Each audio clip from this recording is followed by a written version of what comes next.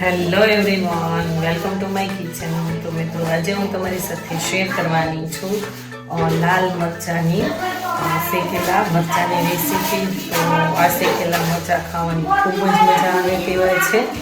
રોટલા સાથે, ઓળા સાથે તો ખાવાની ખૂબ જ મજા આવશે, એવા ટેસ્ટી બનશે. તો આ રેસીપી એન્ડ સુધી જરૂરથી જોજો, સ્કીપ બિલકુલ નહીં કરતા. અને મિત્રો, મારી ચેનલમાં હજી સુધી તમે નવા હોય તો મારી ચેનલને લાઈક કરજો, શેર કરજો, સબસ્ક્રાઈબ કરજો અને મારા આવા જ નવા વિડીયોને જોવા માટે બેલ આઇકોન બટનને પ્રેસ કરજો, જેથી કરીને તમને મારા નવા વિડીયોની નોટિફિકેશન સૌથી પહેલા. તો ચાલો બનાવવાનું સ્ટાર્ટ કરીએ. તો તમે જોઈ શકો છો કે મેં અહીંયા 2 નંગ જેટલા લાલ મરચાં લીધા છે. તો હવે તેને આપણે સારી રીતના પાણીમાં વોશ કરી લઈશું. ઉપરથી કાંઈ પણ કચરું કે રેતી હોય તો તે નીકળી જાય.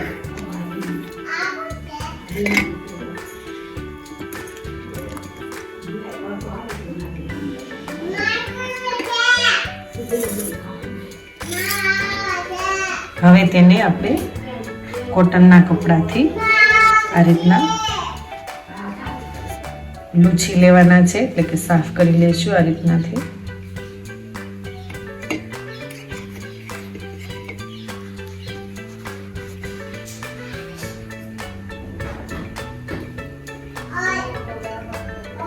તો આ રીતના વોશ કરી અને આપણે કોટનના કપડાથી સાફ કરી લીધા છે. તો હવે ઉપરથી આપણે કાપો આપી દઈશું અને અંદર આપણે મીઠું ભરી દઈશું.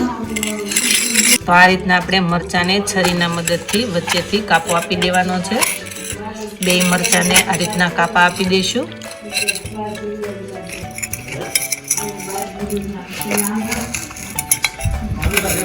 અને અંદરથી તમારે જો બીને રગ કાઢવી હોય તો તમે કાઢી શકો. અમે અહીંયા રગ અને અંદરથી જે નસ આવે છે તે અને બી રહેવા દઈશું. અને આ રીતના જેટલું તમને ખારું ભાવતું હોય તેટલું આપણે મીઠું એડ કરીશું. હું અહીંયા સ્વાદ અનુસાર મીઠું એડ કરીશ અંદર. હવે તેને આપણે ગેસ ઉપર શેકી લઈશું. તો ગેસ ઓન કરીશું અને આ રીતના આપણે ગેસ ઉપર મરચાંને મૂકી દેવાનું અને શેકાય એટલે તેની સાઈડ છે તે ચેન્જ કરતા જશું.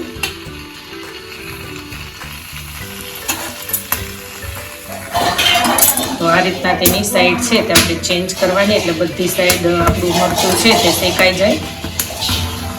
તમારી આગળ ઉપરની જે જાળી આવે છે તે હોય તો તેના ઉપર પણ શેકી શકો. મારી આગળ નથી એટલે હું આ રીતના જ ગેસ ઉપર શેકીશ.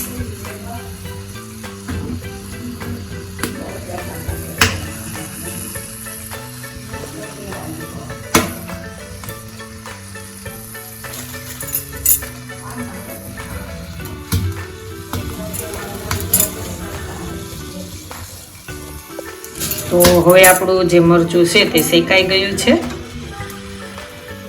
આ રીતના તેની વારે વારે આપણે સાઈડ જે છે તે ચેન્જ કરવાની છે. જો તમને વધારે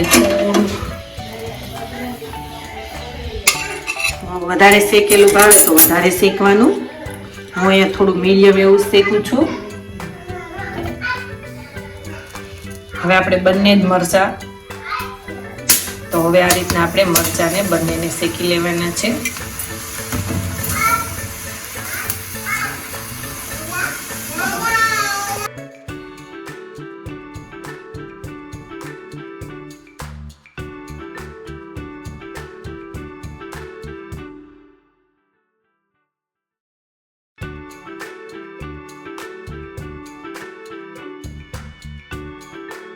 આપણું મરચું છે તે શેકાઈ ગયું છે. તો ગેસ કરી લઈ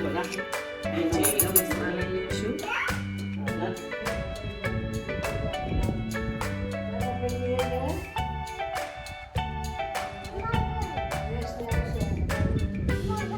તો મિત્રો, તમે જોઈ શકો છો કે આપણા લાલ મરચાં એકદમ સરસ શેકીને એવા રેડી થઈ ગયા છે. તો આ મરચાં ખાવાની ખૂબ જ મજા આવે તેવા છે.